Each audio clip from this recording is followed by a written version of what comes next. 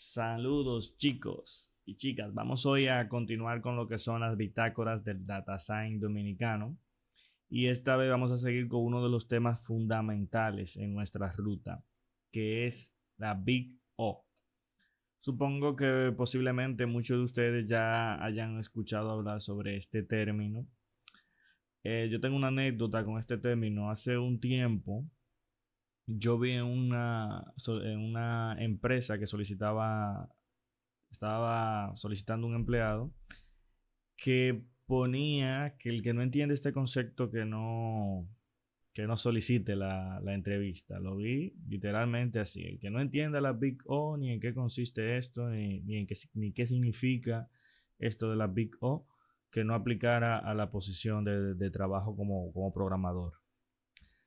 Era, yo creo que un proyecto de investigación que lo vi en Europa y creo que hay que darle un poquito de importancia a esto de la Big O. Aunque cuando empezamos a programar y tocamos el tema de algoritmos, porque a veces algunas universidades confunden el tema de algoritmos con el tema de introducción a la programación.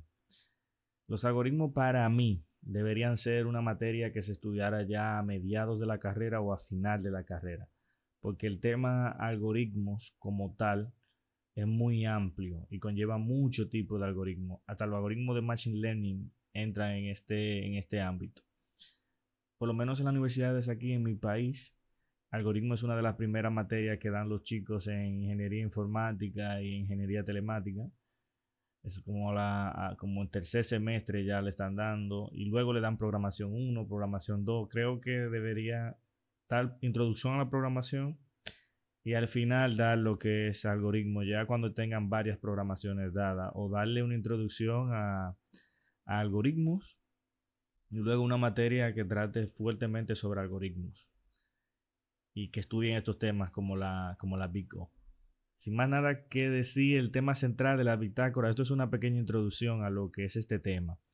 Este tema relaciona lo que se conoce como un análisis asymptotic en inglés, Asymptotic Analysis. Esto no trata más que de funciones. Aquí lo que nosotros buscamos, recuérdense que en un momento le dije que el trabajo del data science es encontrar modelos en los datos o patrones en los datos. Los modelos matemáticos siempre estarán con nosotros, por eso un data science, una persona con mucho conocimiento de matemáticas, le va bien con estos temas del data science, porque hay muchos problemas que necesitan ciertos fundamentos matemáticos, como una mezcla de varias áreas, este tema del data science. Entonces, la Big O lo que busca es hacer modelos para nuestros algoritmos, modelos matemáticos para nuestros algoritmos. Por ejemplo, que nosotros podamos expresar la eficiencia de nuestros algoritmos con un modelo matemático. Luego veremos que con una función matemática, un modelo y una función viene siendo prácticamente lo mismo, sino que con esta función o modelo nosotros podamos predecir qué, cómo será el comportamiento del algoritmo en función, por ejemplo, normalmente se ve mucho lo que es la cantidad de datos que entra en un algoritmo y el tiempo de ejecución que toma para dar la solución con esa cantidad de datos o la cantidad de pasos en instrucciones de programa con el tiempo que dura una máquina o una computadora en ejecutar una instrucción toma el algoritmo para completar ese problema. Hay análisis matemático para esto y eso es lo que estudia la Big O. Nos da como ese modelo estándar, como si fuera a tomar una fotografía del comportamiento de nuestro algoritmo para saber, poder clasificarlo y poder ver su eficiencia. Esto lo veremos un poquito más detallado. Esto se conoce entonces así. Si ven esto de asymptotic, ya saben que están hablando de la Big O. Y lo segundo que quiero mencionar es esto de estructuras de datos.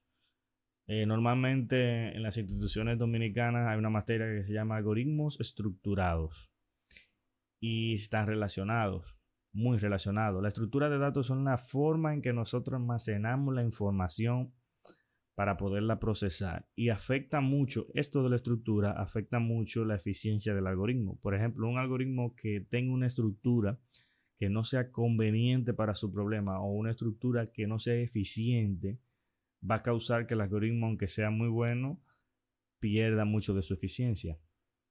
Como estructura de datos, lo que me refiero son a tablas, que son las más comunes. La base de datos SQL son ejemplos de estructuras de datos basadas en tablas y donde podemos nosotros trabajar con relaciones.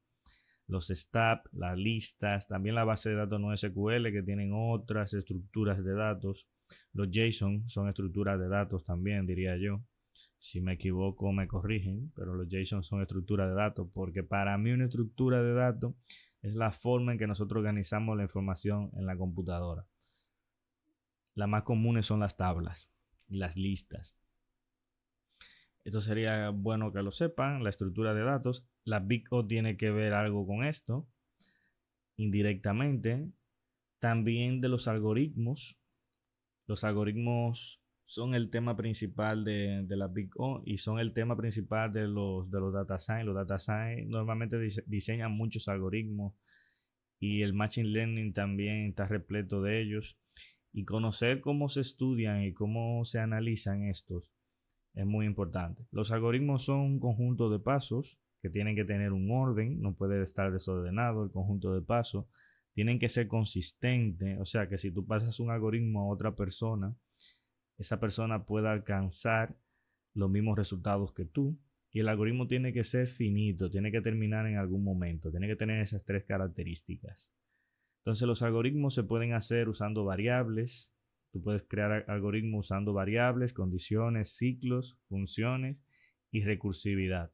Lo que no saben qué significa recursividad es simplemente una forma de hacer ciclos pero usando funciones. Y es muy de moda. Hay muchos problemas y algoritmos que con un pensamiento recursivo y usando funciones se pueden hacer mucho más eficientes.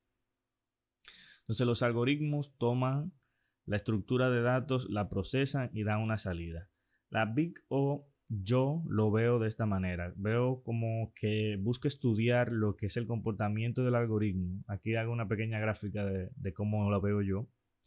Tengo una estructura de datos, tengo un tiempo de ejecución que dura mi programa. Este programa toma los datos en la estructura que vengan, busca la solución a un problema.